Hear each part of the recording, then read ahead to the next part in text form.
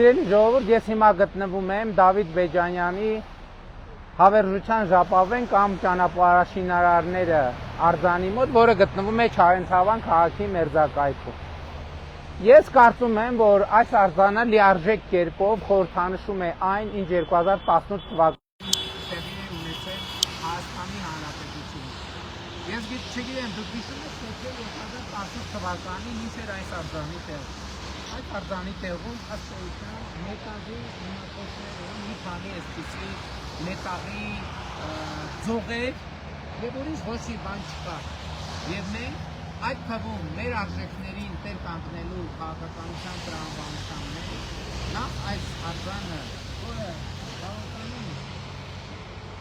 բարձր գեղարվեստական արժեք ունի եւ կարծում եմ խորհրդային Հայաստանի կերպարվեստի եւ հանդակագործության կարևոր գլուխգործոցներից է,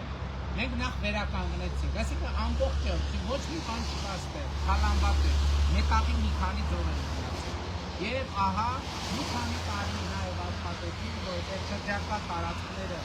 իրենց նշանակությամբ հետ բերեցին եւ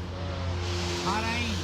նշանակությունը վերականգնեցին եւ ահա մշտապես նաեւ ավարտել ենք արձանի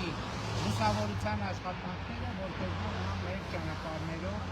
Չարենցավան Երևան մայրով երթերեկով մեր բոլոր ուղևորներին, հայրենակիցներին, օտարության հյուրերին Երևան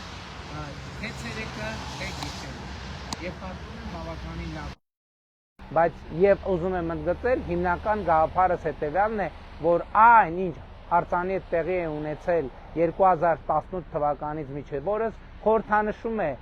այն, ինչ Հայաստանի Հանրապետության հետ տեղի է ունեցել 2018 թվականից մինչև օրս։ Շնորհակալ եմ այս կարգին։